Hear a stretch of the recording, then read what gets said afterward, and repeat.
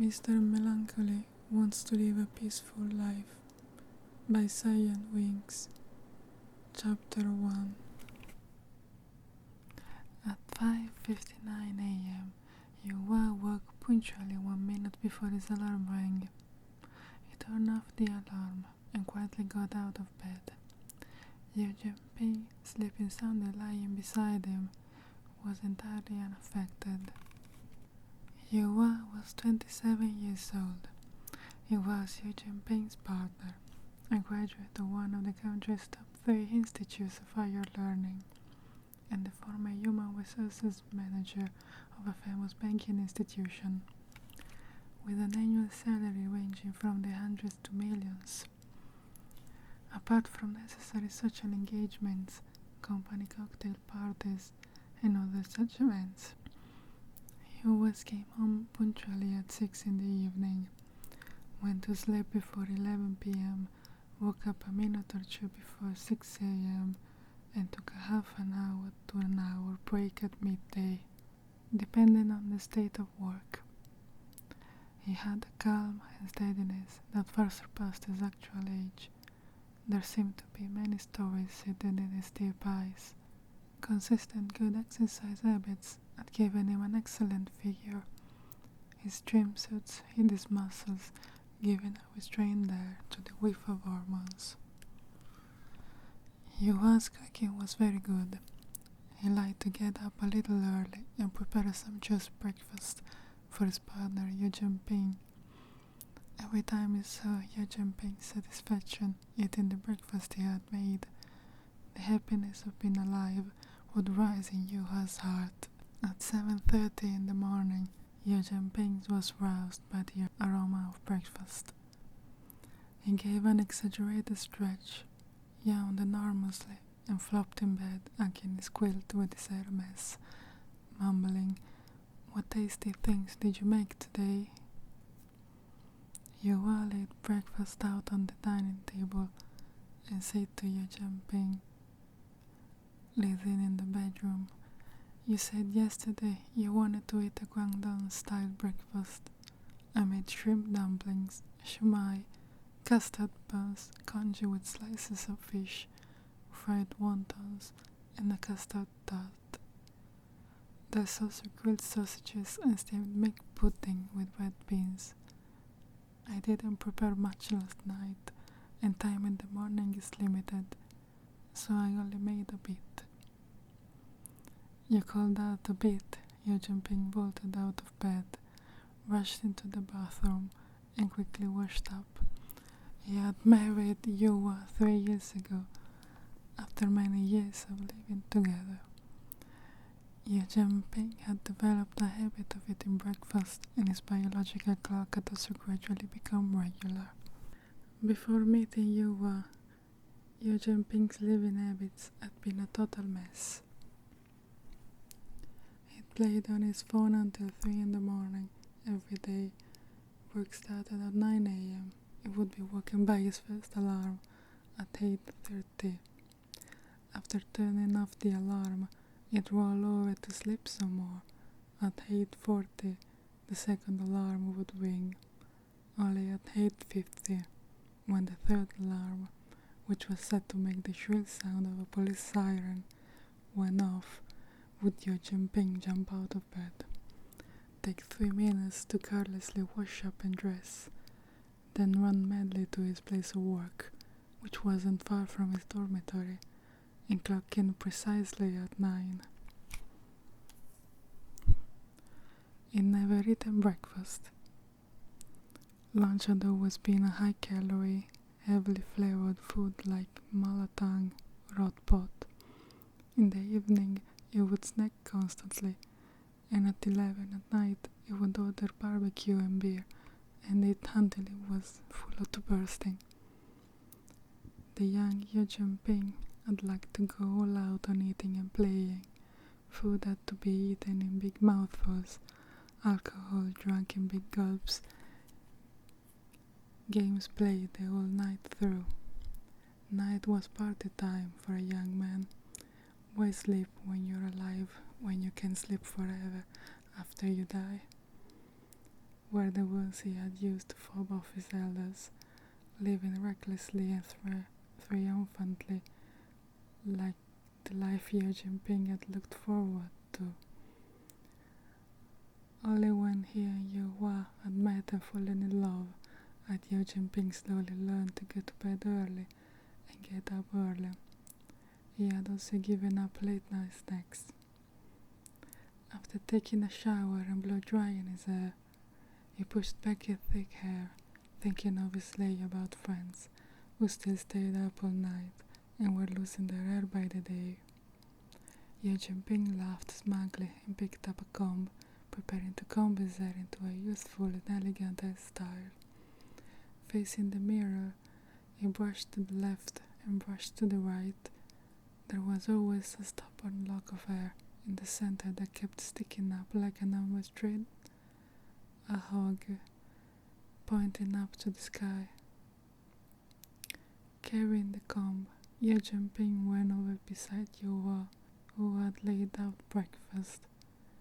"There's a bit of hair sticking up. Comb it for me." Yǒuyù was not only good at cooking, he had magic hands like a Ceylon's best hairdresser. With only a little arranging from him, Zhengping's hairstyle would become elegant and individual. The disobedient hugger would immediately become soft and smooth under Yǒuyù's hands. Yǒuyù looked at Zhengping's hair, got out a paper towel to wipe his hands, and calmly said, "I can't, there's soil on my hands. Why don't you use hair gel on it?" "All right." The expectant look on Zhengping's eyes dimmed at once. He looked at the expressionless Yǒuyù and didn't deal with the hair that was sticking up. He carelessly dropped the wooden comb in the bathroom and sat down unhappily at the dining table. Breakfast was tasty. Zhengping had just eaten a shrimp dumpling when he saw Yǒuyù putting away the kitchen implements and asked involuntarily, "Aren't you going to eat with me?" "I already ate while you were showering," Yǒuyù said with respect towards Zhengping. The delicious breakfast instantly became tasteless. With difficulty, Zhengping swallowed the food a mouthful at a time. He decided he wouldn't speak to Yǒuyù all day today. After he had only eaten breakfast, Zhengping put on the clothes Yǒuyù had prepared for him last night and couldn't resist going over to the kitchen. Yǒuyù was washing the dishes. There was only the rush of water in the kitchen. "Well," Zhengping circled fretfully beside Yǒuyù, "what are you doing today?" The sound of the water stopped. Yǒuyù had lowered, stared at the dishes. There was no emotion in his voice. "Do housework, then go job hunting." "Oh." Zhengping brought his face up in front of Yǒuyù and pointed to his own cheek. "I'm going to work. Good luck job hunting." Yǒuyù tilted his head, ignored Zhengping's hint, and calmly said, "Be safe." The subtext was, "You can go. Don't get in the way of the housework." Zhengping stared fixedly at Yǒuyù, sucked in a breath through his nose, then turned and left. He rushed to the garage, shut himself up in the car, got out his phone, and called his underling, Xiānshēng. "Yǒuyù is ignoring me. He didn't comb my hair for me, didn't eat breakfast with me, didn't even give me a good morning kiss before I went out. Does he want to get a divorce? No way. I managed to find someone so suitable. I'm definitely not getting divorced." Then Xiao's murky voice came over the phone. "Listen, do you know what time it is? 8:20, 40 minutes before work starts. What's the problem?" Zhengping said confidently, "So you know it's 8:20 and not 8:50. Then Xiao howled over the phone. My first alarm only rings at 8:40.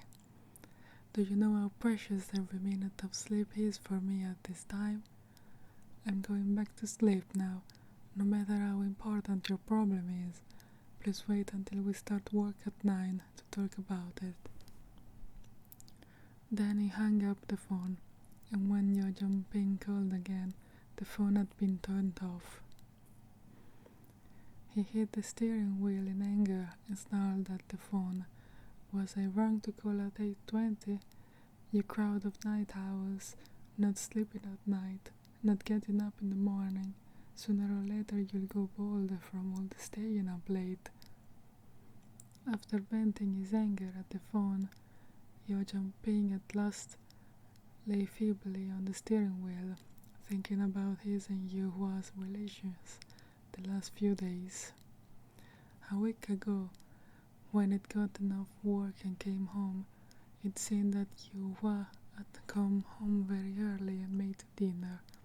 He told him lifelessly, "I've been fired." It seemed that Yuhua had offended his company's management and had been fired at once. The company had given him a severance, but Yuhua said it had all gone to cover a company executive's medical expenses, and he had also put in some money. Zhengping thought this was the company maliciously taking his money. Why should Yuhua's salary go to an executive for medical expenses?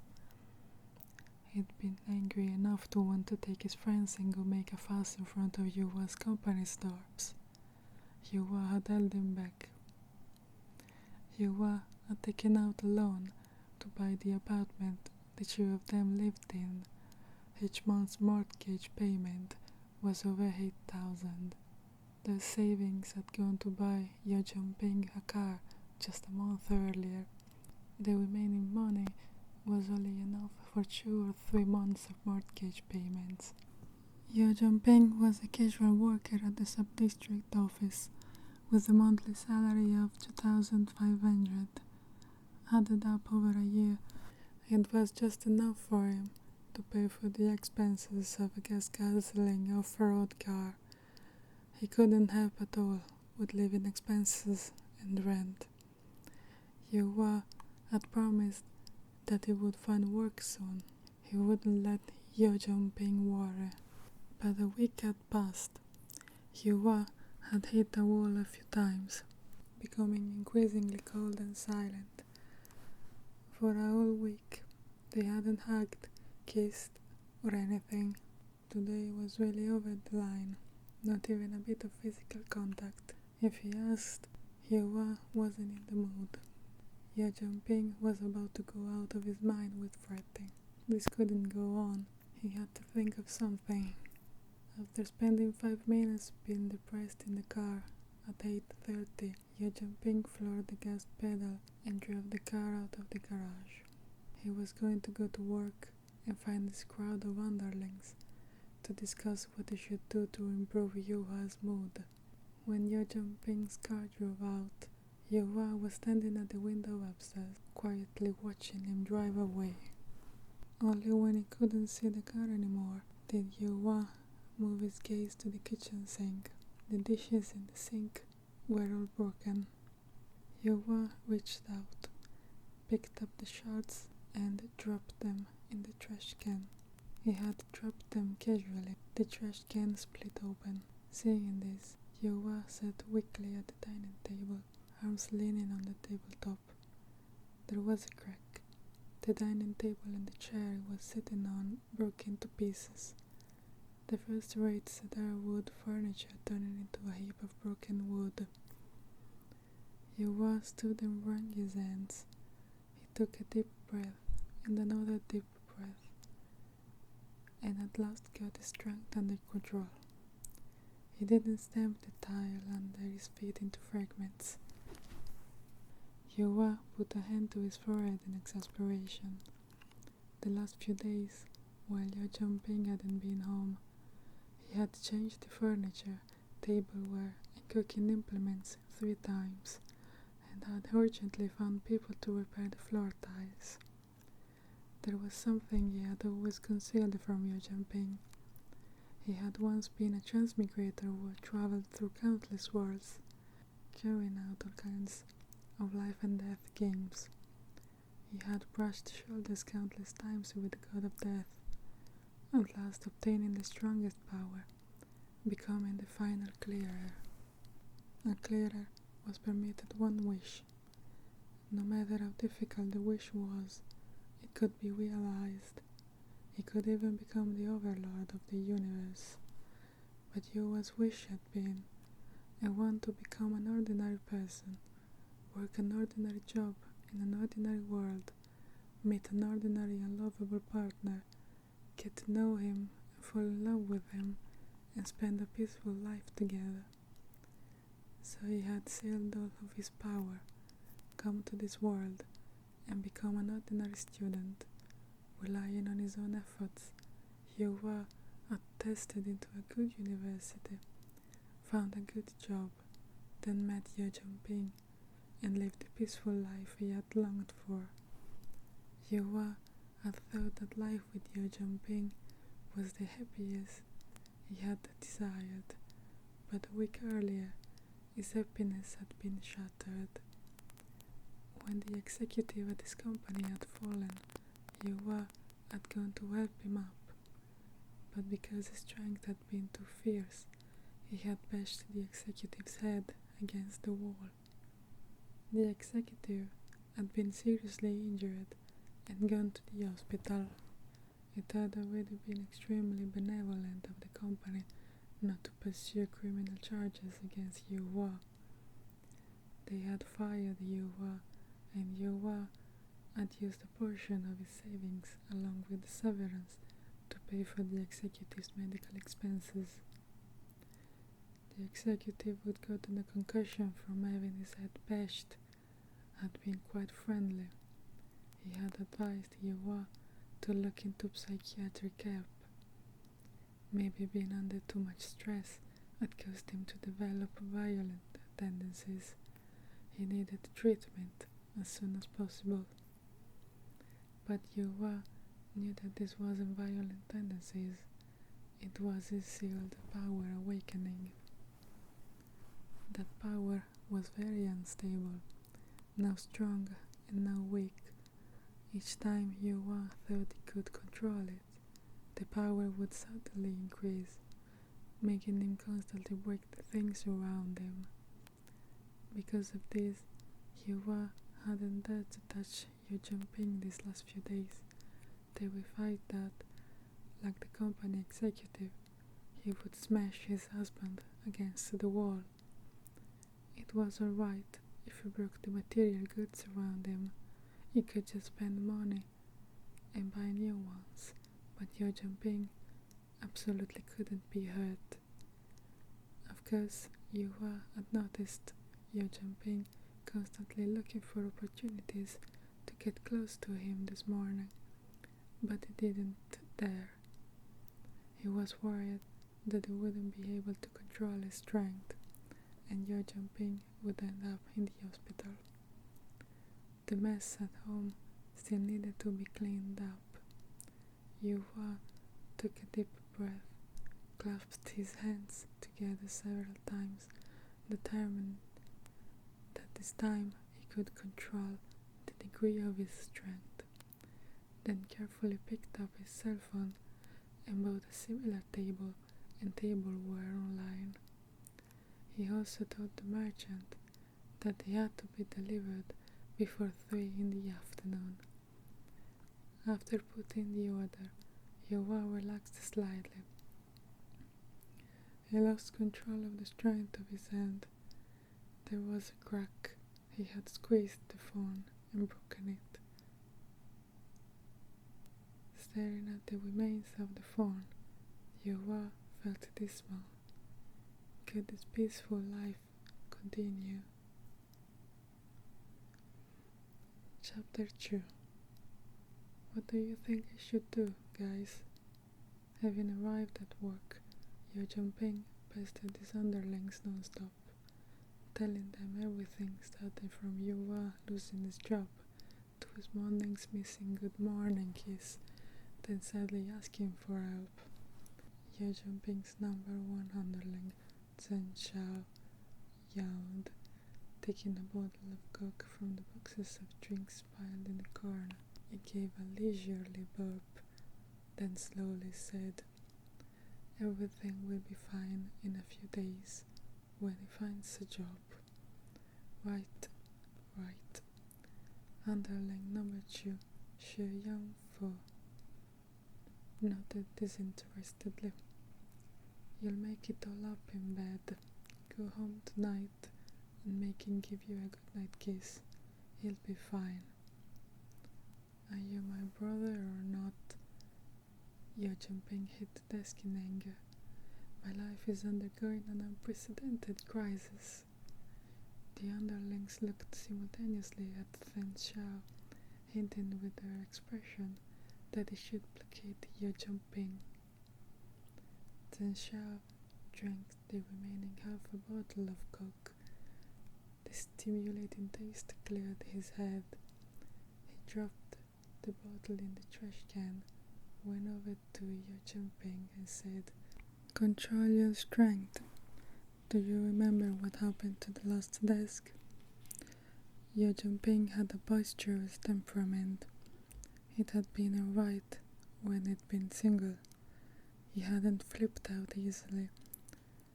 Since meeting Yōuyù, he'd get worked up almost every day. From Yōuyù cooking for him, to Yōuyù's excellent figure, to Yōuyù's ahem. The rest couldn't be said. In short, at the least steering, Zhengping would be unable to control his strength and wreck the table and chairs.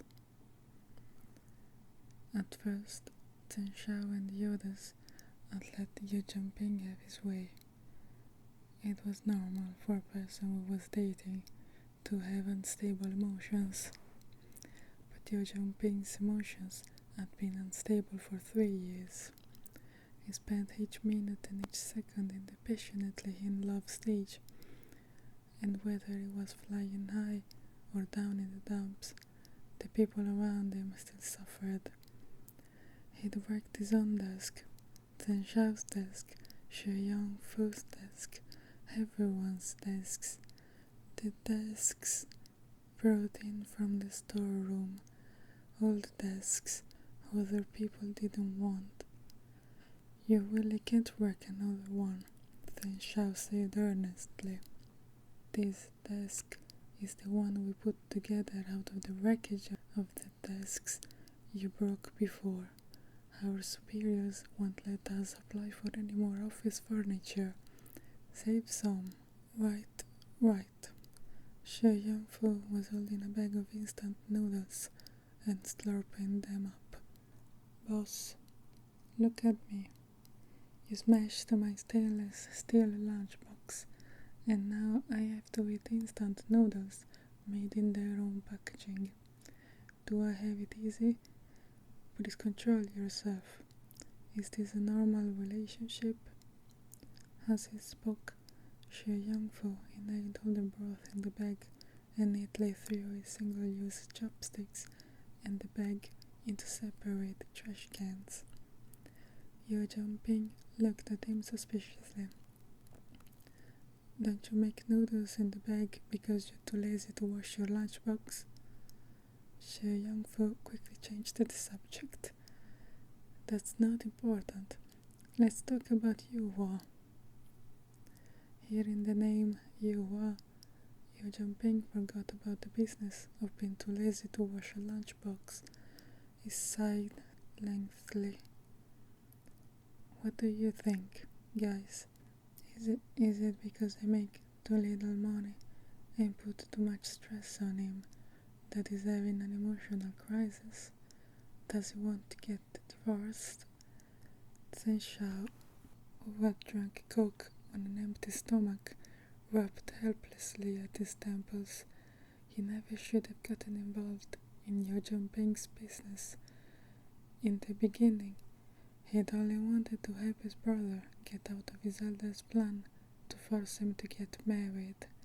When I did come to this, about 4 years ago, when Zhengping had been only 21, he'd been carefree, living recklessly, challenging his friends to contests in all kinds of extreme sports whenever he had free time, living the life everyone wanted. His friends envied Zhengping, but his family was anxious. It didn't mean anything for a young man to have an unsteady temper and only want to play around. But couldn't he play at something safer, something more normal? His elders worried to death every time he did extreme sports. At this point, one of Zhengping's distant relations made a proposal. The child is 21 and had never dated. Boys settle down when they start dating. A girlfriend would be much more useful than us elders. So his family started wildly trying to find someone to introduce to Zhengping. Zhengping was stunned and protested in the interest of a free life. I'm never even of legal age to marry yet. Aren't you all in too much of a hurry? The elders said, "That's alright, you can date for a few years and then get married." With no way out, Zhengping stamped his foot in irritation. "I don't like women, I like guys." This was only his excuse to get the elders to stop their plans for a blind date. But after discussing it, his elders kindly said, "So, do you like any one of your friends? If you like one of them, bring him home." That's the xiānshēng. Zhengping panicked. He simply couldn't imagine one of his underlings he trounced during training becoming his partner. He shook his head like a rattle. No, I haven't met anyone I like yet." The elders said, "You won't meet anyone nice doing those dangerous extreme sports every day. Let us introduce you to someone." The elders wouldn't let him off, seeming to hold the attitude that even if he had liked non-humans, they would have found one to introduce him to. Well aware that he couldn't get out of the blind date, Zhengping had a brainwave. While he couldn't refuse his elders, he could make his blind date dislike him. So Zhengping falsely said, "The type I like is the opposite of my layabout friends. Cultured, better looking than me, likes to wear suits, can speak at least 5 foreign languages, ideally a graduate of a project 985 or 211 university, a little older than me, but not too old.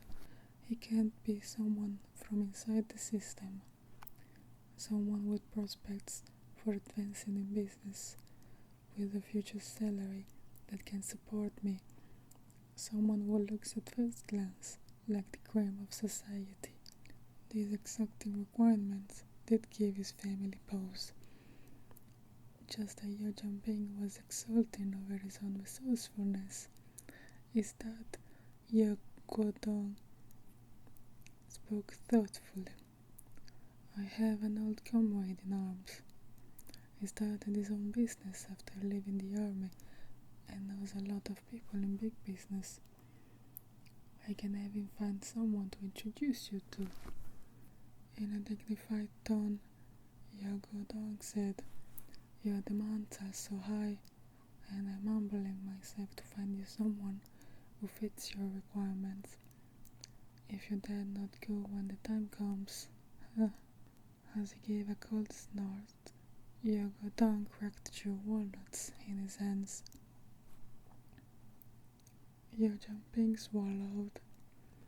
Forcing himself to bear up, he said, "I'll go. If you find a suitable person for me, of course I'll go. I just don't know whether he'll like me." Then he fled in defeat and went to his underlings to discuss what to do next. 4 years ago, Zheng Xiao had been a hothead. He hadn't yet experienced the hypocrisy of humanity and the inconstancy of love. He and his friends racked their brains to think of something to help Zhengping. Yōuyù was very efficient. The next day, he arranged a blind date, told Zhengping to go on the date that weekend, and indicated that he and his old comrade in arms, as the people making the introduction, would accompany him. That won't work, Zhengping, who was just devising ways to spoil the date, said quickly. If you guys go, will it be me going on a date, or you and your comrade in arms going on a date? If you come, I'm not going. His attitude was very determined. There was nothing Yōuyù could do. He could only warn Zhengping again and again that he absolutely couldn't be late.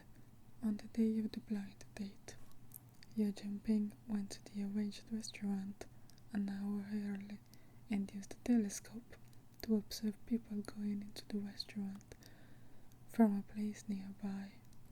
Boss, you've been looking for ages. What have you seen? Asked his underling Xuyang. I'm observing the restaurant's quality.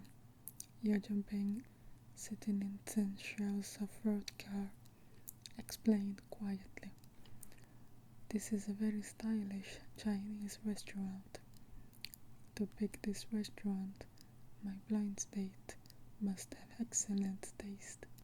I have to appear to be the opposite of his preferences. That way, he'll turn me down. It's not my fault if he doesn't like me. Zheng Xiao said, Boss, if you want him to turn you down, isn't that easy? How about we ambush him in a corner and beat him up? Teach him not to set his sights too high, make him tell your parents that he can't measure up. Do you think my dad isn't thought of that? Zhengping said, grinding his teeth. He was afraid I wanted to ambush the man, so he didn't even give me a photo. He only told me the number of the private room in the restaurant. I'll only find out what my blind date is when I go. The underlings didn't have any more ideas. They stared at Zhengping. Zhengping said, It's alright. I more or less understand this person's tastes. If I dress alternatively and act vulgar, he definitely won't like me. They fished out their phones and searched for alternative shamate looks. After going through some photos, the underlings bubbled out suggestions for how Zhengping could change his look. You have to wear clothes with holes in them. I'll go to that store and buy scissors and cut your pants and shirt into a beggar's rags. The hair, it has to be styled and colorful. Your hair is too short. It will be too hard to style, but we can go for colorful. I'll go to the hairdresser's next door and buy colored spray on hair dye. Smack your lips when you chew. Pop gum when you talk. I'll go buy gum. You have to wear flip-flops and scratch your belly. I'll go buy flip-flops and a scratcher. The underlings poured out of the car, one after another, to buy things, leaving Zhengping alone with his mouth hanging open. What did this crowd of underlings want to turn him into? The underlings, each bringing the prop he'd fixed upon, came back to transform Zhengping. There were kind smiles on their faces. Their eyes were full of sincerity. They were striving to use their intelligence to help Zhengping. Fuck. You guys aren't tormenting me on purpose, are you? Zheng Xiao, put down the spray and dye. I'll kill you if you come near my hair. Zhengping yelled uselessly under his underling's siege. The scratcher is for later, during the blind date. Why are you scratching the sole of my foot? Zhengping struggled wildly. The off-road car parked at the side of the road vibrated fiercely from all their efforts. By this point, Zhengping had noticed that this crowd of underlings didn't actually want to help him. They were taking the opportunity to prank him. Zhengping charged helplessly towards the car door. Then Xiao said, "Well, the door's shut. Zhengping isn't getting out of the car today." Boss, we're doing it for your own good." The car doors were firmly locked.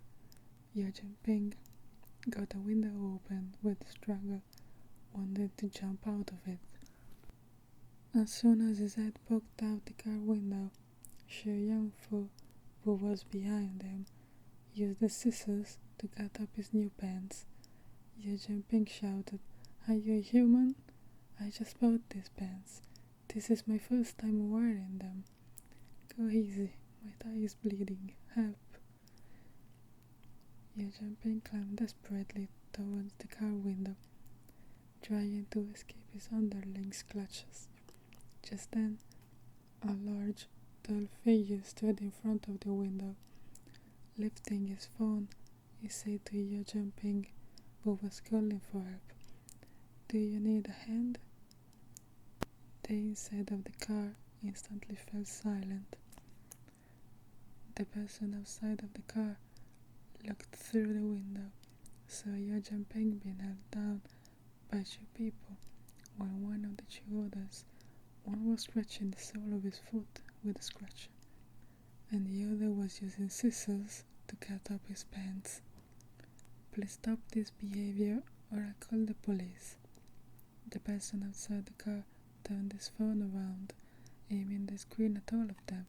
The number displayed on the screen was 110. Zhengping opened his mouth wide, staring dumbly at this person's handsome and righteous countenance. His brain was blank. He only saw the sexy lips opening and closing. He had no idea what this person was saying. We're just joking," Zheng Xiao said quickly. "We're friends. He lost a truther there. He's been punished." "Is that true?" The person outside the car asked Zhengping gravely. Zhengping laughed stupidly. "What's your name?" "My name is Yǒuyù. Are they telling the truth? If they're threatening you, don't be afraid. I'll help you." Yǒuyù's deep eyes were looking at Zhengping, giving him endless courage. "Threatening my ass," said Zheng Xiao, grumbling. "He bullies us every day. For once we have an opportunity to get back at him, and we get taken for criminals." To prove his innocence, Zheng Xiao fished out his phone and opened the photo album. The photo album contained countless photos of Zhengping trampling on them. Zheng Xiao showed them to Yǒuyù one by one, proving that they were a crowd of bad friends. Only then did Yǒuyù nod hesitantly and awkwardly say, "I'm sorry, I misunderstood. I thought jogging is one thing, but you should do your best not to use lethal weapons. You may accidentally hurt your friend in the struggle."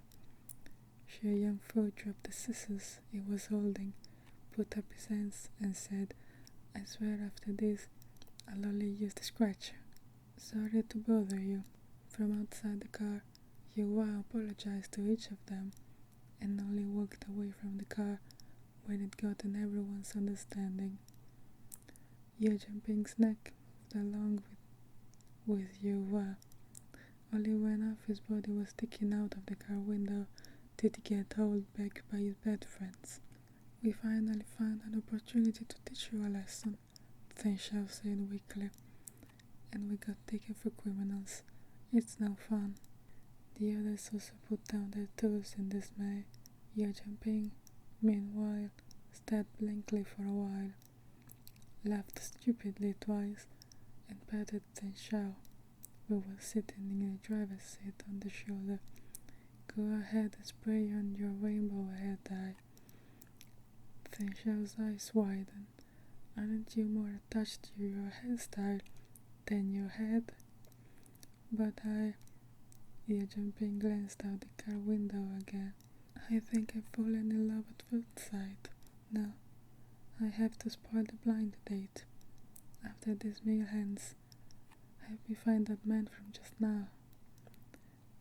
Owing to their boss falling in love at first sight with a passerby and being determined to ruin the blind date, the underlings worked together to give Zhengping an alternative schematic look. With his hair magnificently dyed rainbow-colored, his clothes full of holes made by the scissors, wearing flip-flops and scratching his abs, chewing gum, Zhengping walked duck-footed into the restaurant's private room. To show he had no quality, he blew a huge bubble as he walked through the door. The bubble blocked his vision. Zhengping didn't see who was waiting for him inside the private room. But it wasn't important. No matter who his blind date was, Zhengping had to make him dislike him. Blowing the bubble, he put a foot on the table. Pop! The bubble, blown to its largest, burst. Zhengping got the gum back into his mouth and said to his blind, "So you're this, huh?"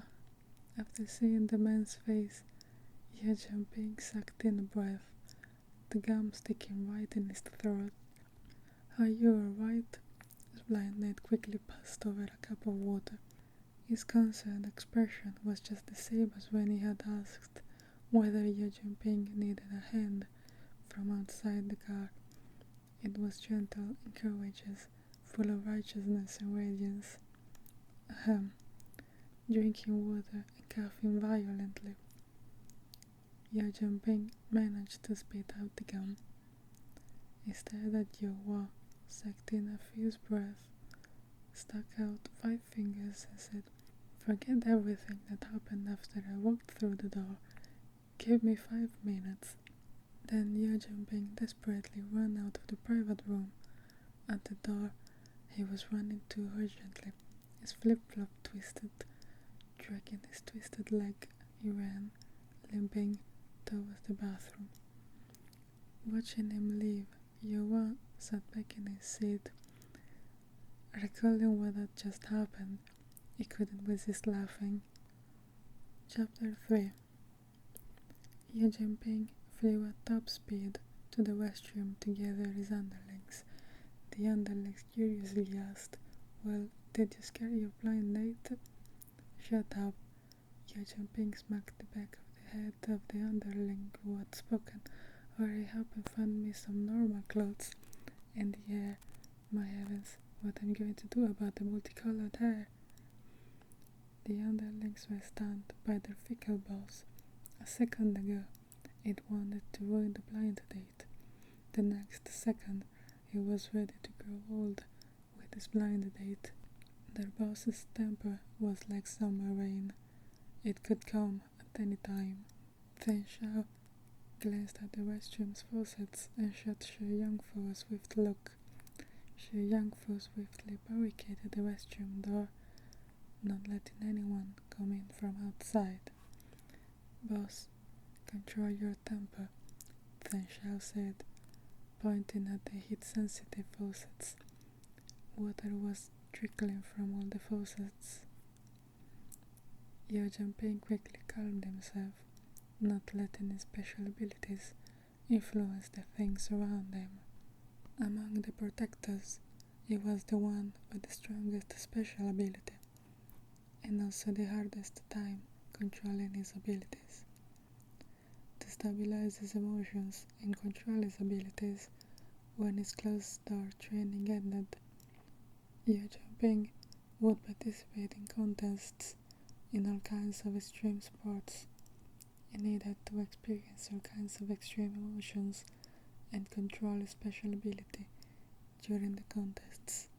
Zhengping had experienced the despair of near death, the fear of the unknown, the anxiety of his teammates facing danger, and other glad and sorrowful extreme emotions.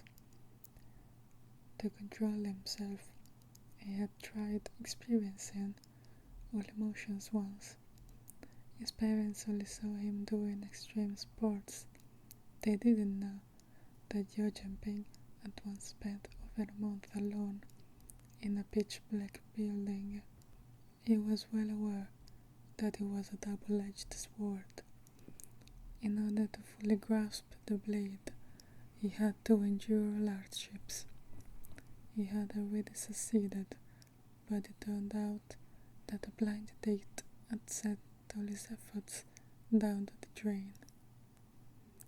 He had experienced all kinds of emotions, but he hadn't fallen in love.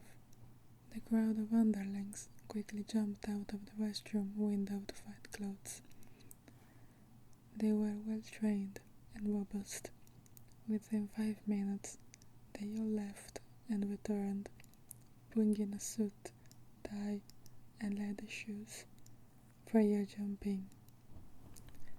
There's really nothing to do about the hair, Xuyang said. Why don't you use a wig to deal with it? I found a wig that looks a lot like your hairstyle before. With all their efforts, they finally stabilized Zhengping's emotions, and the faucets stopped running on their own. Then Xiao opened the restroom door and gave Zhengping a thumbs up. Go and get him, boss. You can do it. Zhengping felt that the suit he was wearing had turned into armor. He nodded at his underlings, fixed his tie and wig, and walked out with an expression that looked like he was going to conquer the whole universe. As soon as he left the restroom, the underlings collapsed to the floor in fear. Their boss being in love at the sense of crisis of a world war. Zhengping looked at his watch. He told Yǒuyù 5 minutes, but it had been 15. He didn't know whether Yǒuyù had gotten impatient and left. He took a deep breath and opened the private room's door. He saw that Yǒuyù had taken off his suit jacket. He was wearing a dark grey shirt. His strong jointed hand had a teapot with a classical air. He was pouring tea into 2 cups. When he had poured the tea, Yǒuyù put down the teapot and turned his head to Zhengping, who was standing by the door. He didn't ask what he had been doing going out for so long, didn't pay attention to his attire being completely different from before. He stood up and smiled amidst the fragrance of the tea. You're back. At this moment, Zhengping heard the enormous sound of his heart leaping into his throat. Thump, thump. He blankly followed Yǒuyù to his seat. Yǒuyù passed him the menu and said, I don't know what you like to eat. I only ordered some cold dishes and pastries. I was waiting for you to come back to order the main courses. Zhengping couldn't see what was written on the menu at all. He ordered some dishes at random. While they waited for the food, the 2 of them drank tea and chatted. I originally came to refuse this blind date today, Yǒuyù said frankly. Zhengping covered his heart, secretly telling himself, control. I have to control myself. If my special ability erupts, Yǒuyù will be hurt. Probably because his desire to protect Yǒuyù got the upper hand, Zhengping managed to hold back, patiently listening to Yǒuyù narrate why he had come on the blind date. Yǒuyù was 23, 2 years older than Zhengping. He had worked at his company for just a year, being put on regular payroll after his trial period. He had become an assistant in the company's human resources department. Yesterday, the company's president had suddenly gathered up all the men under 25, then sent away the average-looking ones, leaving a few good-looking ones. The president had said that there was a sizable investment that they might be able to get. It would depend on these young men. In the president's description, the head of an exceedingly wealthy investment company, meaning Zhengping's father's old comrade in arms, had a bad-tempered and quarrelsome junior in his family, male, currently looking for an outstanding partner. Their company was fighting to win an investment, though this business couldn't necessarily influence the investment company's ideas. It was still an opportunity for a closer relationship. The young employees who had just stepped into society hadn't thought that they would have to peddle sex appeal. One after another, they expressed that their sexual orientation was wrong, and they weren't up to the task. The president would do nothing but employ the oldest and most primitive method, drawing lots. Yǒuyù drew the lucky number. After looking at his academic record and photograph, the other party was very satisfied with Yǒuyù. The president said that he had to perform well, only the other side could refuse. He wasn't in a position to gracefully decline. Of course, Yǒuyù wasn't going to bow his head before the force of capital, and he also wasn't going to stand his blind date up. He had come this once to explain his reasoning. Oh, Zhengping's heart rate calmed. He looked at Yǒuyù, his face grief-stricken. At first, this would have been a good thing. Both eyes had been forced on the blind date. Both had come, intending to refuse.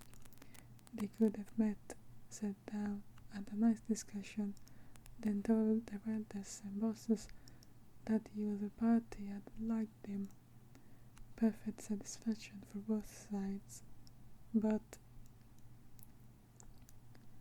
Zhengping stared at the teacup in his hand, saw the tea freezing over, and quickly took a deep breath, telling himself he had to calm down. In a gentle voice, Yǒuyù said, "I'm an unambitious person. My plan for the future is to live a peaceful life. I've never dated. I don't know how to be in a relationship.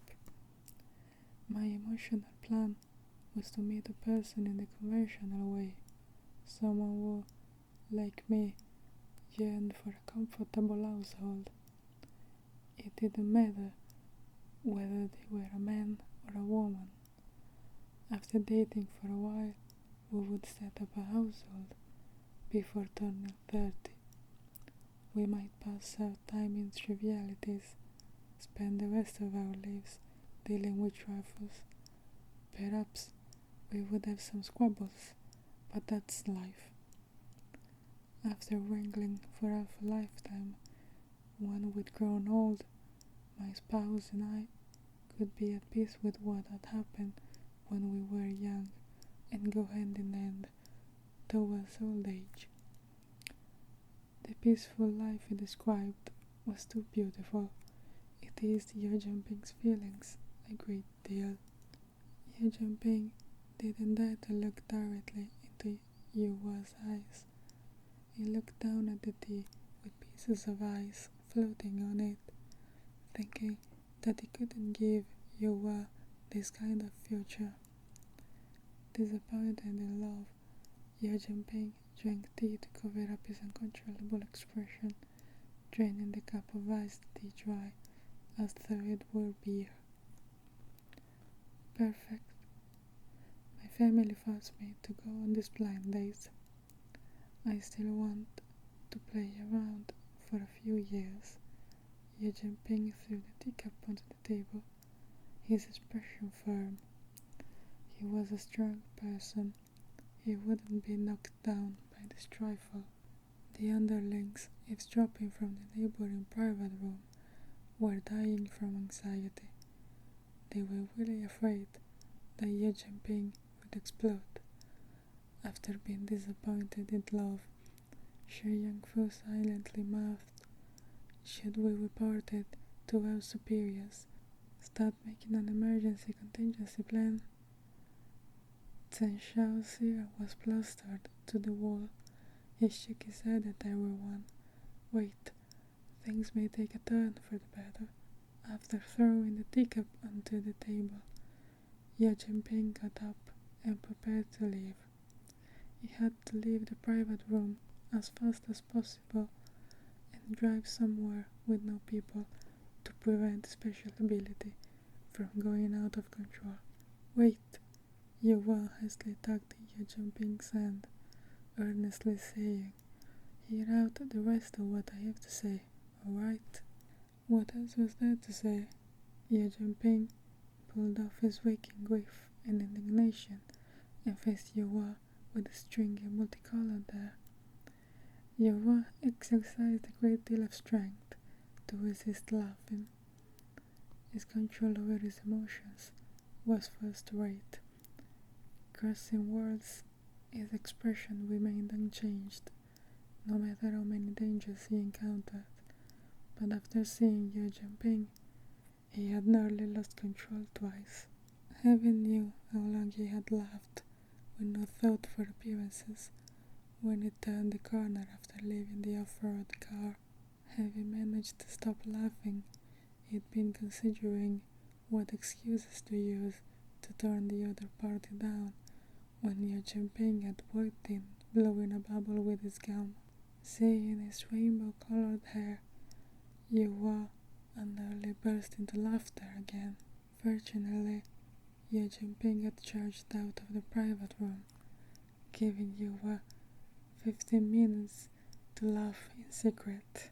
When Zhengping had thought he was seeing Yǒuyù elegantly pouring tea, in reality, Yǒuyù, who had laughed until his abdominal muscles ached, had been pouring the tea to cover up his inappropriate burst of laughter. The foregoing was only my idealism. Yǒuyù picked up the wig, not daring to put his gaze on Zhengping's stringy rainbow-colored head. Staring at the wig, he said, "When you walked into the room just now, I realized how childish my ideas were." With a cautious look full of expectations, Zhengping looked at Yǒuyù's head. Yǒuyù had his head down and was staring at the wig. He couldn't see his eyes.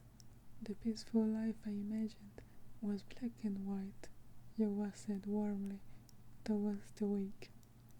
"I have a premonition that if I miss my chance with you, I'll lose my only opportunity for a life full of color." Whether bursting into laughter or feeling tender affection, there was one thing Yǒuyù had to admit: he had fallen for Zhengping. At the moment it met Zhengping outside the window of the off-road car, it seen infinite liveliness and vigor in him. In that instant, he'd known that if he missed his chance with this person, his life really would be a pool of peaceful, stagnant water. So, Yǒuyù had quietly memorized the car's license plate number, planning to earnestly and politely turn down his blind date, then use the license plate number to find those eyes full of liveliness. But life was full of drama. A few minutes later, in the private room arranged for the blind date, he had seen those even brighter colors. "Are you saying that you're serious about dating me?" Zhengping soft-crouched, lifting his face, needing to look in right into Yua's eyes. He raised his head and used all his willpower to meet Zhengping's eyes. Yes, I didn't want our feelings to stem from being forced, so I wanted to explain all the details behind the blind date to you, then ask for your permission to pursue you. As he spoke, Yua gently put the wig on Zhengping's head, then gave him an understanding smile. This scene fixed itself in Zhengping's heart, becoming one of the most valuable images in his romance. It also became Zhengshao and the others' nightmare. For whole years, every time there was some new romantic development or trouble, Zhengping would tell them all about it. Now that Yua had lost his job and their relationship had reached freezing point, Zhengping couldn't resist saying, "You don't know how good he is to me." "We do know, actually. You've said it hundreds of times." Zhengshao and the other underlings exchanged looks and began to listen quietly to Zhengping talking about Yua's righteous expression when it appeared outside the off-road car, his patient consideration as it waited in the private room for Zhengping to change clothes, his soft smile when it raised his hand to put his wig on for him. Next, Zhengping finally said, "He must be so sad now. How can I help him?" Zhengshao rubbed his face. He was about to answer when suddenly an unfamiliar voice cut in. "He must be worried about the economic situation at home. Your annual salary really is too low." "Right, Zhengping's expression instantly cooled. "Who are you?" Zhengshao and the others only then realized that the man wearing fleshy and alluring clothes, just like a peacock, was standing among them, and they had no idea when this person had shown up. "Me?" The person took off his sunglasses, revealing a pair of peach blossom eyes. He took an ID out of his pocket. "I came for a residence certificate. When I came in, I heard you talking about how your husband was giving you the cold shoulder. Residence certificates are issued at the community center across the street," Zhengping said seriously. "This isn't the community center," the peacock man said doubtfully. "We're the office of the emergency sub-district office.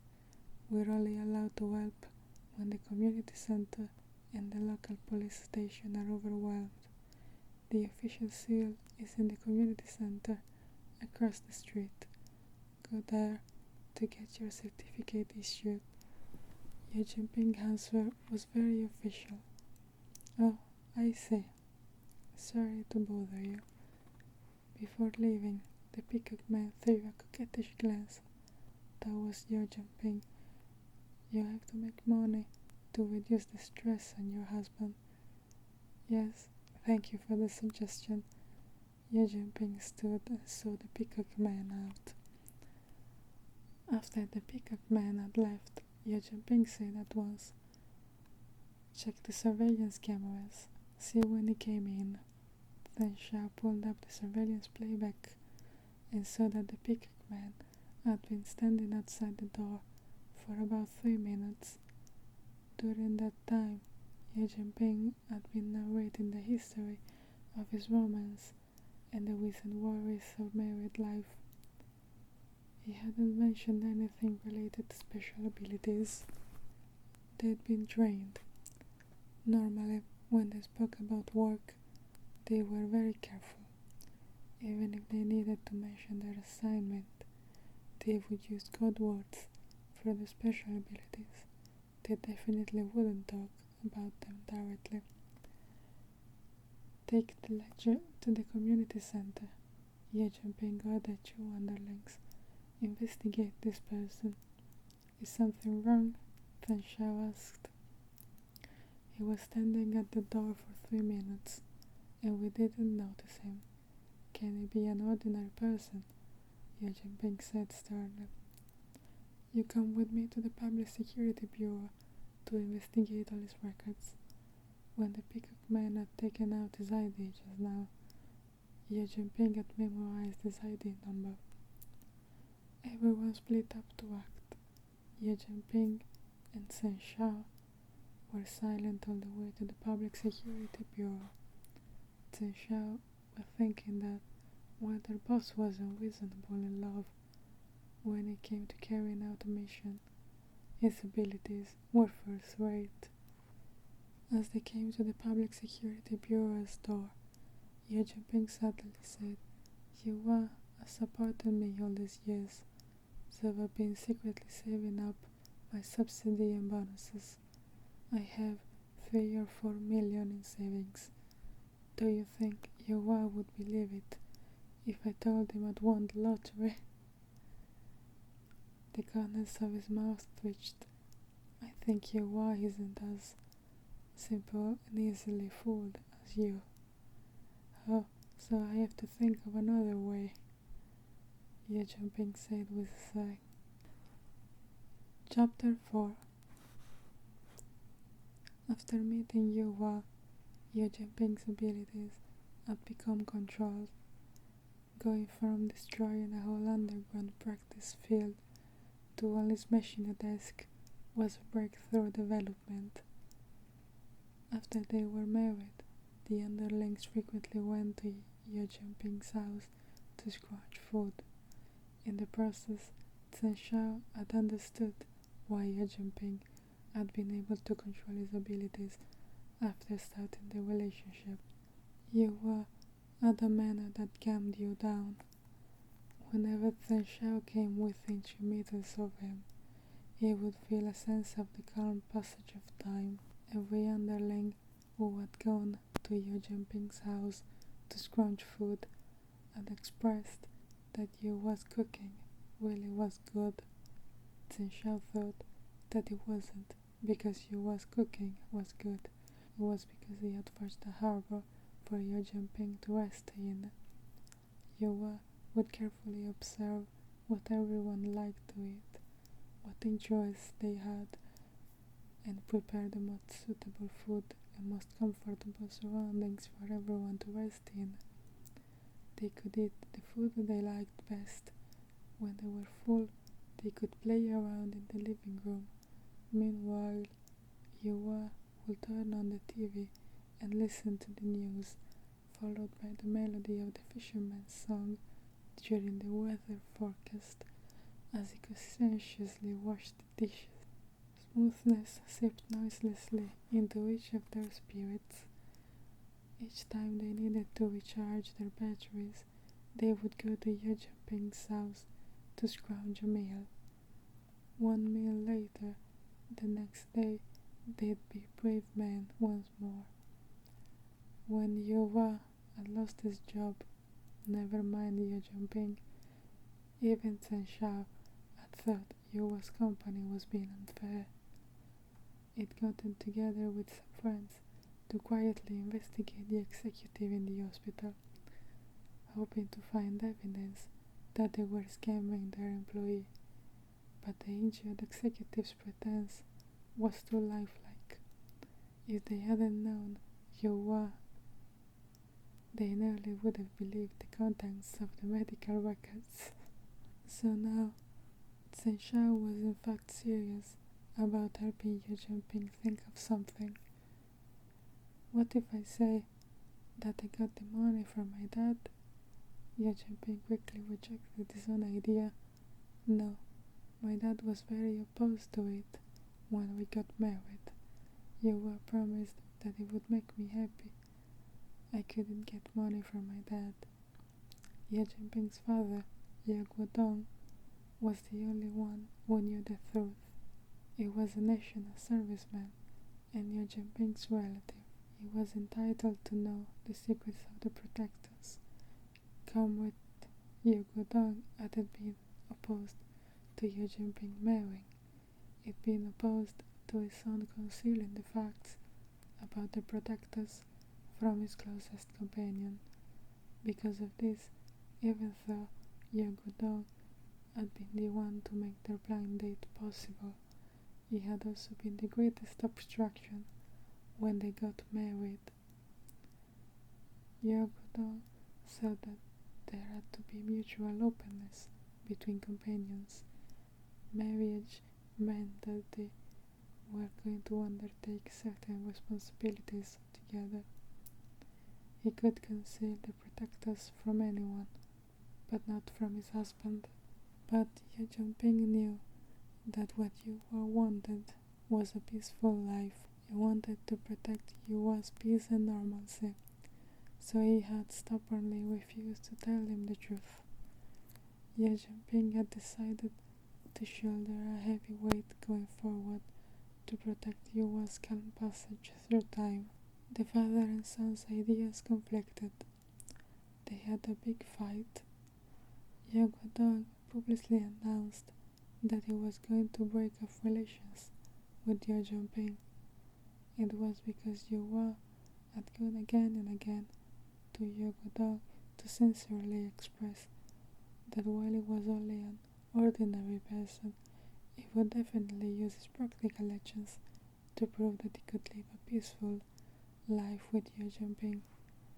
This led to Yōuyù being unable to hear words like peaceful and ordinary. He thought his son had tricked Yōuyù, a nice young man living an earnest life.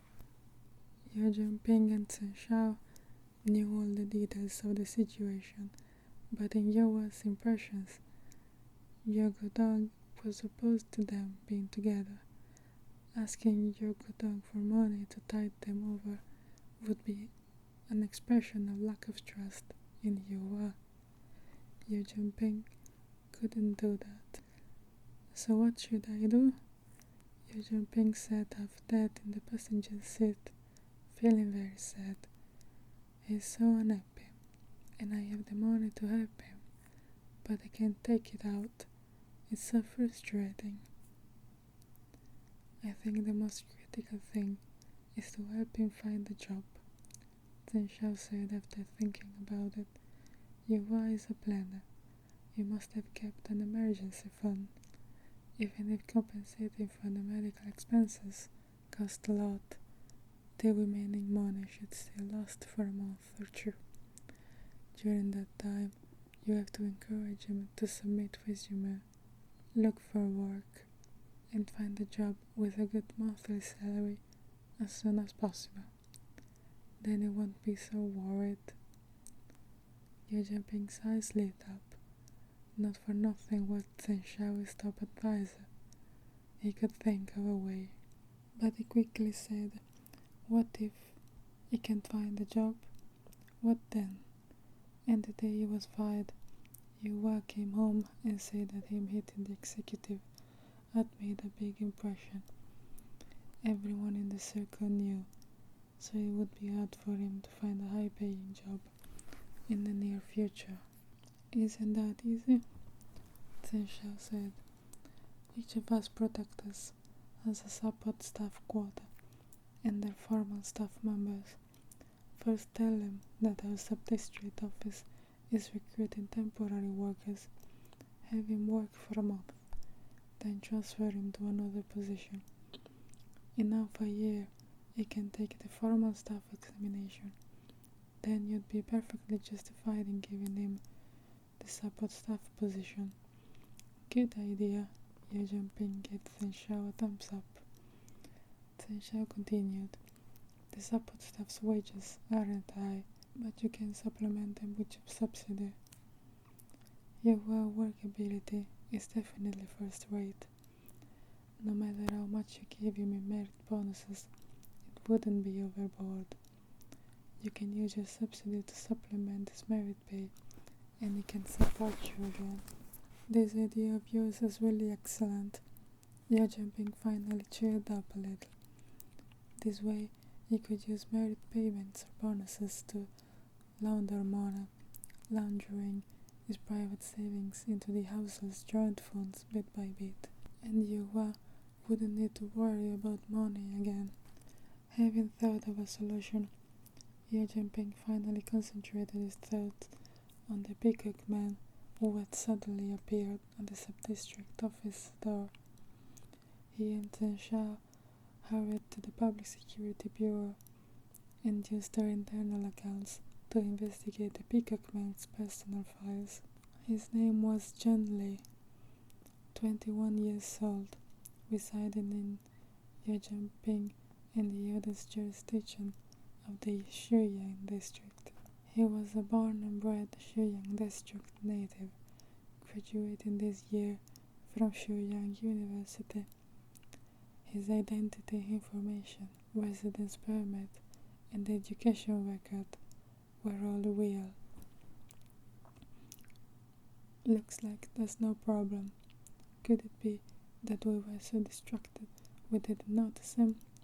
Xiāngguò asked. Staring at all the information in the materials, Zhengping shook his head. Zhenglei's parents both died in a car crash in his third year of university. After the funeral, he sold their home, moved out of the university dorm, and rented off-campus housing. He found the apartment through an agency and didn't have much contact with the landlord. His grades were average and had little interaction with the schoolmates. His academic advisor doesn't remember him well. This is his photo from his time at school. The photograph was of a person wearing black-framed glasses. Not bad looking, but plain and subdued. A completely different person from the peacock man they had seen. But this is the ID photo on his student ID, Xiānshēng said. Most ID photos are plain, and anyway, the materials say that not long after his parents died, he started frequenting nightclubs. He had little contact with his schoolmates, but played it up at the nightclubs. There are also records here of him booking rooms at all the big hotels. With that kind of experience, it's normal for the photograph not to match the person himself. I'm not questioning his change of character, Zhengping said alertly. What I'm concerned about is that he isn't close to anyone. His parents died. He fell out of touch with his friends and drifted apart from his schoolmates. His academic advisor doesn't remember him well. His landlord rarely comes in contact with him. The only people who have close contact with him are the ones who also spend all their time at nightclubs. Have another look at the people who booked the hotel rooms with him. Xiānshēng looked carefully at the list of names. There were over 100 records. Zhenglei's companions were male or female, young or old. In over 100 names, there weren't any repetitions. Someone different every night, Xiānshēng said contemplatively. That indicates his partners may not remember him clearly. If they were drunk, they may not even clearly remember getting the room, Zhengping said confidently. This is the sort of person who could disappear without anyone reporting it. With his background, he could come and go without making any noise. Xiānshēng acknowledged Zhengping's reasoning. So there is something wrong. Do we arrest him? Zhengping said. Let's wait and follow him for a time. Determine his identity. Investigate his goal. Xiānshēng started at Zhengping. What? Said Zhengping. Xiānshēng shook his head. Nothing. I was just thinking your IQ is actually pretty high. Of course. Zhengping's eyes widened. How do you think I got to be group leader for the Xuyang district protectors? Something other than testing in on the public examination? I really can't see any of that cleverness in your romance. Could you split off a bit of that IQ for love? While Zhengping and the others were following up on the peacock man Jolly, Yǒuyù was struggling to do housework.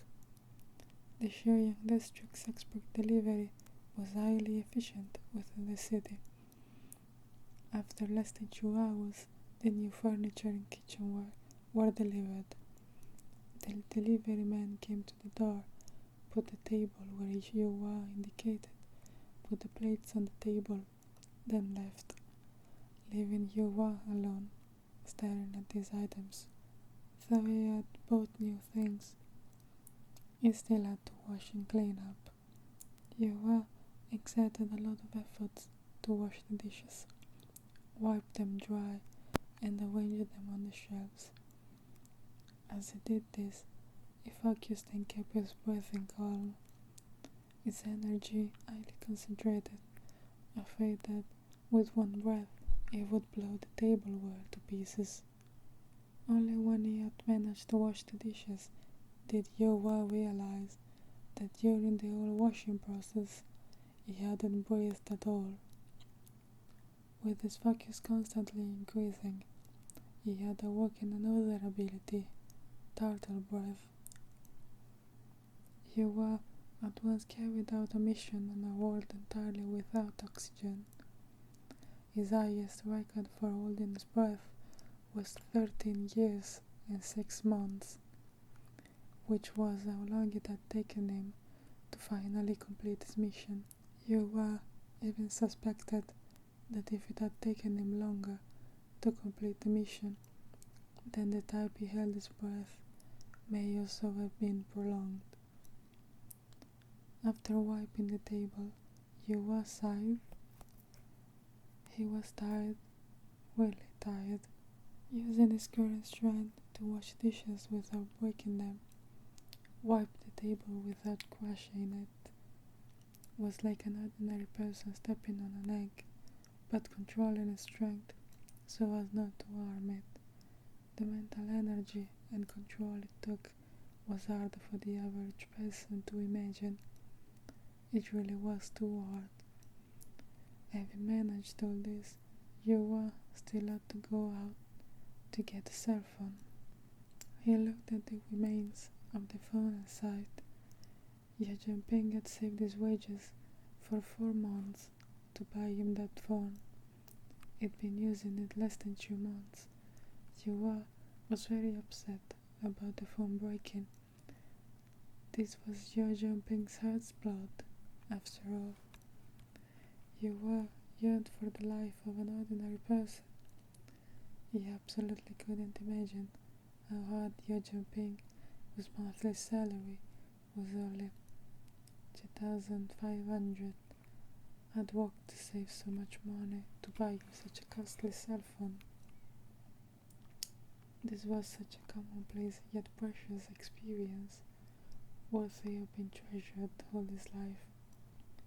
And the phone had broken just like that. He was very sad. Yǒuyù spent some time being upset, then found a metal box and put the remains of the phone into the box and secretly hid it under the bed. When he had awoken his repairing ability, he would definitely fix the phone.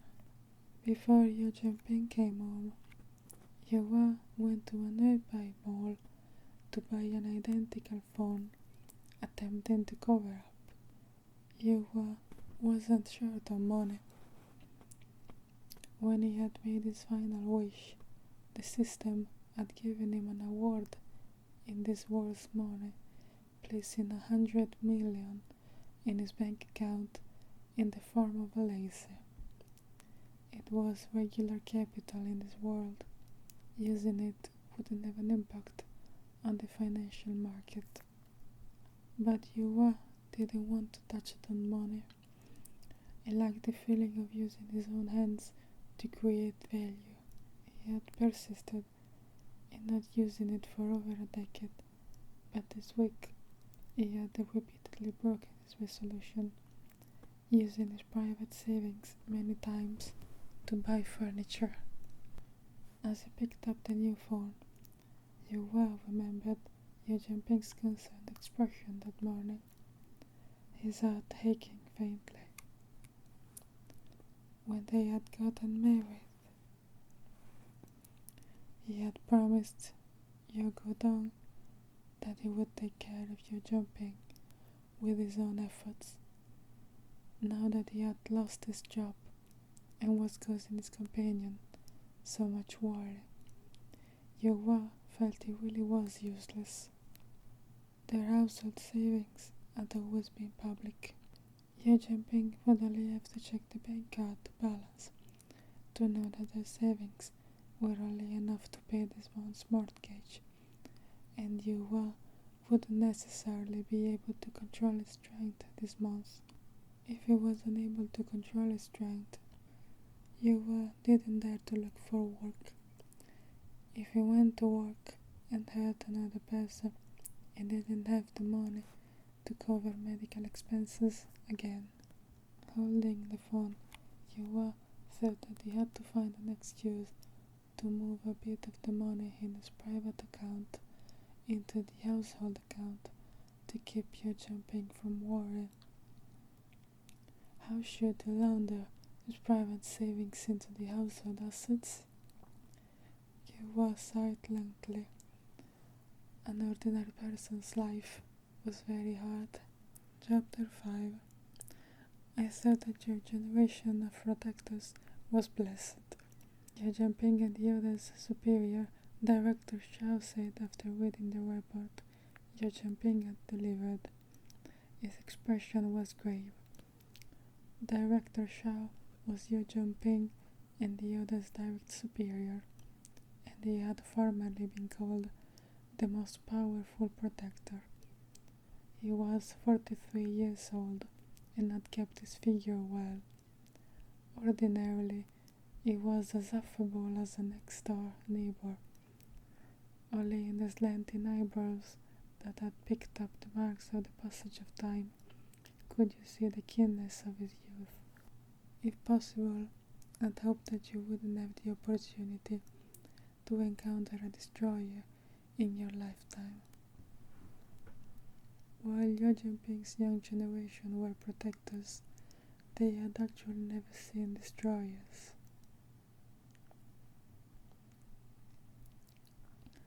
They had learned everything they knew about destroyers from books. They had no real combat experience. Zhengping hesitated, then said, I was chosen by you 15 years ago to become a reserve protector. You told us then that in the future we would face frightening enemies, but 15 years have passed and we haven't come across a single destroyer. Why is that? Director Xiao shook his head and said seriously, I don't understand either. 15 years ago, in my time, destroyers came to our world regularly. They were hidden among the crowd, harboring different names. When they were caught, they killed themselves. To this day, we fought with the destroyers for hundreds of years, but we still know nothing about the power behind them. Director Xiao had experienced the most arduous era. He had started taking part in hunting destroyers at age 17. During the most difficult period, he and his team had apprehended over 30 destroyers within 3 years. During that time, the sum of destroyers throughout the whole world had reached the hundreds. No one knew where the destroyers came from, why they came again and again to this world. They would become some random person in this world, possessing complete identity records. No matter how advanced science technology got, they still couldn't prevent the destroyers from tampering with government records. Such unknown beings were frightening to humans. Each nation showed unprecedented unity in facing the destroyers, establishing an international organization to pursue the destroyers throughout the world. Despite this, after hundreds of years, they had yet to take a single destroyer alive. Director Xiao had heard foreign protectors say that they had captured destroyers alive, but if they dared to ask about the power behind them, the destroyers would self-destruct at once. Ordinary people's peaceful lives were forged from the sweat and blood of countless protectors. But since Zhengping's class had become reserve protectors, this world hadn't seen any more destroyers. 15 years ago, we were faced with a crisis that threatened to destroy the world. Director Xiao said, remembering, "I was planning to tell you this the first time you carried out a mission, but you haven't come across a single mission." Zhengping and the others felt very guilty, facing Director Xiao's envious, "You are truly fortunate" expression. Their class of protectors really had it too easy. Director Xiao sank into his memories. 15 years ago, he'd been only 28, hardly older than Zhengping, but he'd already been a seasoned veteran. That day, all the world's protectors had simultaneously felt an enormous power that made their hearts palpitate. Unusual phenomena appeared in the skies. On the countries where it was night saw a full blood moon, while all the countries where it was day experienced a total eclipse of the sun. The globe's magnetic field was thrown into disorder. The birds and beasts wailed. Director Xiao stood under the blood moon, feeling the air around him congeal. At that moment, all the protectors prepared to sacrifice themselves. Director Xiao, who worked as a trainer for the reserve protectors, stroked the 10-year-old Zhengping's head, looked at the children sleeping soundly in the dormitory, picked up his weapon, and left the base. The battle-tested Director Xiao knew that this was enough power to destroy the world. An unprecedentedly strong destroyer had come to their world. It was too frightening and too confident.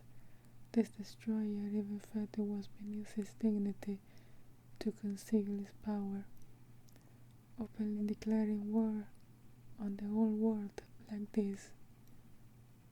Before leaving, Director Xiao hid the base deep underground, hoping that the new soldiers could avoid this calamity. As long as they were alive, the inheritance of the protectors would be unbroken.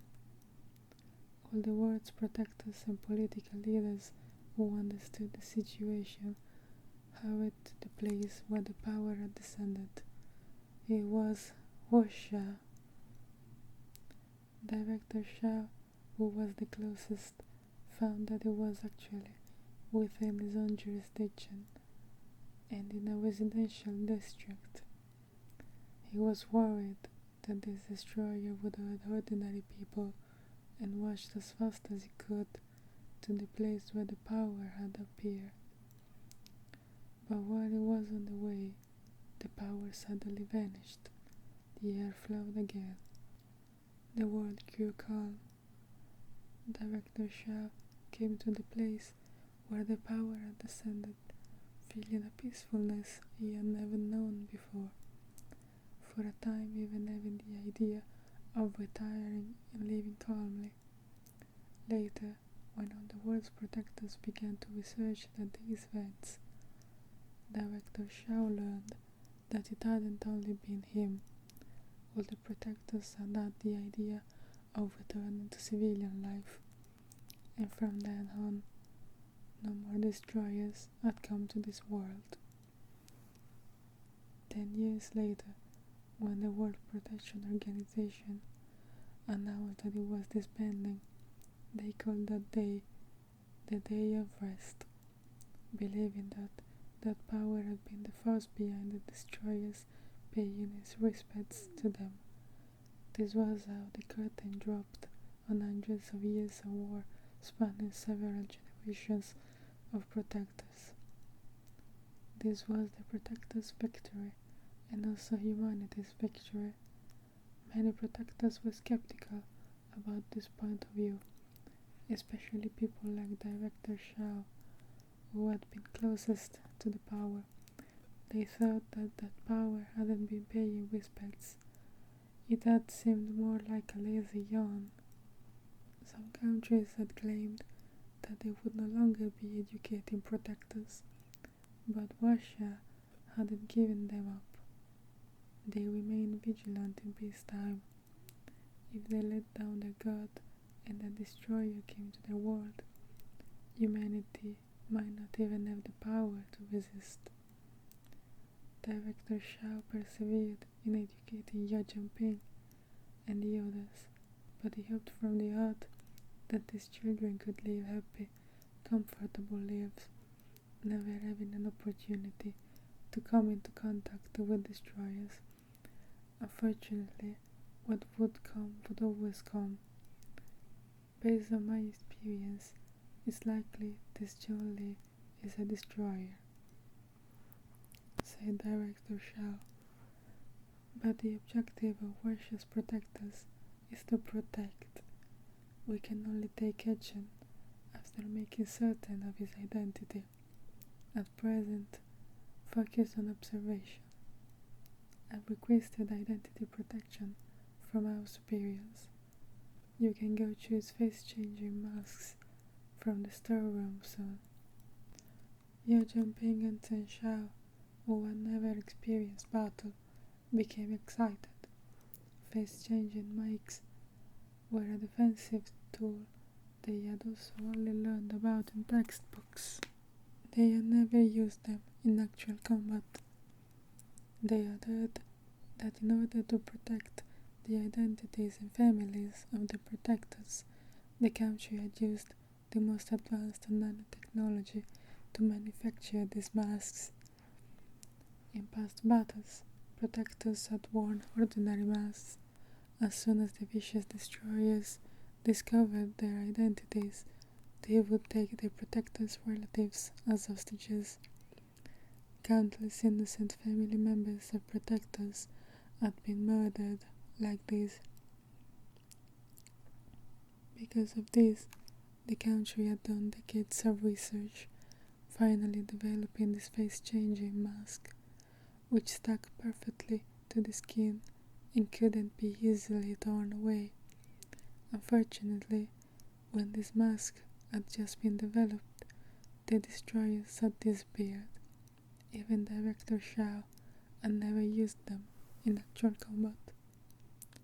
Zhengping went to the storeroom with Chen Xiao to receive face-changing masks for the unit. He picked around and chose a very well-preserved face, about the same age as Director Xiao's. Chen Xiao, on the other hand, chose a completely unremarkable face that you wouldn't have been able to pick out of a pile. He saw Zhengping instantaneously turned into a charismatic uncle. Frowning, he said, "The most important part of undercover work is being covered. That face of yours is too identifiable. It's precisely because it's so identifiable that it won't be associated with me. The difference is too great." Zhengping adjusted his voice, making it sound low and resonant. He put on a subdued suit. There was an ink landscape print on his white shirt. It made him seem mature and steady. "When Yǒuyù gets older, he'll probably be this charismatic too," Zhengping said to his face in the mirror. There was no help for Zhengping's adult brain. After receiving their defensive instruments, the two of them quickly went to join up with their companions, who were shadowing the peacock man gently. They divided the face-changing masks up among them, becoming a crowd of ordinary-looking lackeys led by a handsome man in his 40s.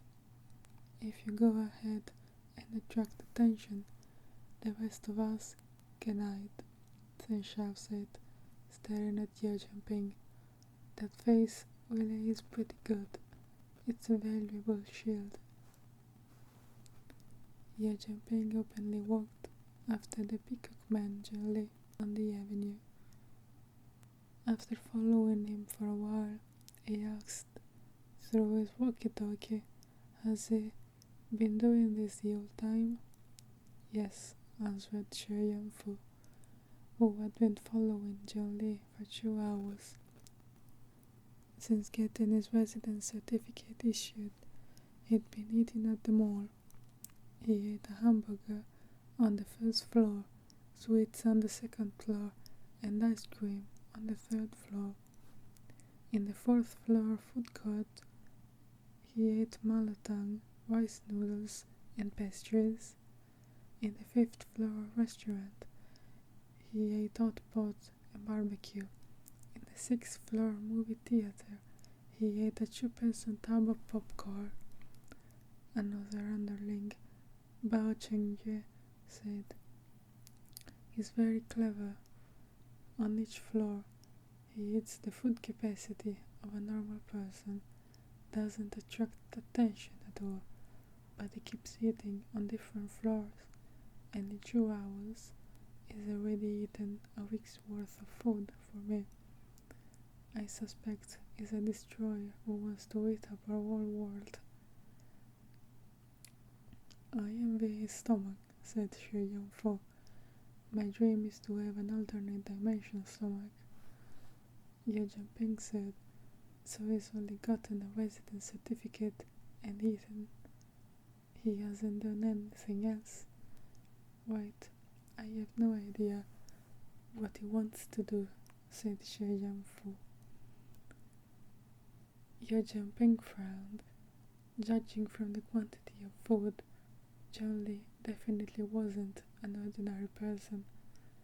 Even protectors didn't have such a frightening eating capacity. His identity as a destroyer was already established. Their drill instructor had told them that in dealing with destroyers, it was necessary to lure them away to a place with no people before acting. Destroyers normally seemed like ordinary people, but as soon as they encountered danger, they would show absolutely no regard for the lives of ordinary people. Through limited dialogue, the protectors had discovered that destroyers called ordinary people natives, or NPCs called the protectors bosses, or minor monsters. This game-style vocabulary demonstrated that the destroyers thought themselves superior and didn't regard others as intelligent life forms. In order to accomplish their missions, destroyers would conceal their identities, take on the appearance of ordinary people, but when their identities were revealed, they would kill without hesitation. For the safety of all the ordinary people in the mall, Zhengping and the others had to be patient, wait for John Lee to leave the mall, and go somewhere with few people before they acted. "Boss," Zhengping's voice came from his earpiece. "I've seen Yōuyù. He's next to John Lee." "What?" Zhengping's heart tightened. Yōuyù was an ordinary person. He couldn't withstand a single punch from a destroyer. He couldn't get hurt. Following Zhengping's directions, Zhengping, wearing the handsome uncle's face, hurried over to Yōuyù. This was an arcade. Yōuyù and John Lee were playing whack-a-mole back to back. Was Yōuyù that stressed? Said his whole week, when he couldn't find work Had he been coming to the arcade to play whack-a-mole to relieve stress? In during our take, Zhengping exchanged money for some game tokens, sat next to Yōuyù, and played whack-a-mole while observing Yōuyù and John Lee behind him. From the corner of his eye, he watched Yōuyù, holding a little plastic hammer in his hand, missing mole after mole. "Boss, Yōuyù really sucks at this game," said Xuyang, watching from far off. "Shut up. Yōuyù was an academically and morally excellent student. He definitely didn't play any games. It's normal for him to be bad at them. Don't talk about him like that." Zhengping was sitting next to Yōuyù and had to conceal his identity. He couldn't yell directly at his underling. He could only retort internally. Yōuyù had wavered between laundering money and looking for work, then had finally decided that he had to proactively face the fact of his abilities inexplicably being sealed, and find a way to get used to his strength so he would promptly be able to return to work. Restoring his identity as a normal person was more important than laundering money, so he had chosen to go to the arcade, planning to practice controlling his strength by playing whack-a-mole. Yōuyù whacked moles for an entire half an hour without hitting one. He sighed lengthily. He hadn't been like this before. In the past, Yōuyù had possessed the power to destroy a planet, but he had been able to use that power to gently brush away an ant on his shoulder without harming the ant at all. Before, he had perfected his powers, but now he couldn't even control the physical strength to lift a few tons. 15 years of a normal life had set him back too far. 15 years ago, after clearing the last level and becoming a legend among countless worlds, Yōuyù had chosen an unopened ordinary world and become an ordinary person. The system had said that countless levelers had been lost in this world, and that the world's defense screen had gradually grown stronger. In a few more decades, the shift deity world would lose control over this world. The shift deity had also warned Yōuyù that an unopened world was very dangerous for levelers. If he sealed his powers, it was likely that he would die forever in that world, like an ordinary native. Yōuyù thought that that was good. That was the ending he yearned for most.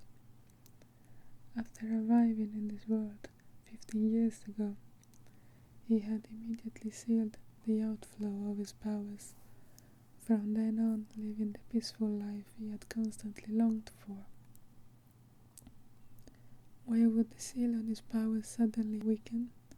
Yōuyù couldn't come up with an answer, no matter how hard they tried. Next to him, the uncle's sons flew, walking on the molds and getting marks. Yōuyù turned his face, looking enviously at the uncle beside him, thinking, "It really is good to be normal. If I lower this hammer, this game machine, no, the game machine along with the arcade floor may both be done for." Whack-a-mole didn't suit him. He would go shoot hoops. Yōuyù stood up melancholically, ready to practice with a different game. He really wanted to follow Yōuyù, but John Lee, sitting in front of the game machine behind him, hadn't moved. He couldn't abandon his post. What should he do? Zhengping was extremely annoyed.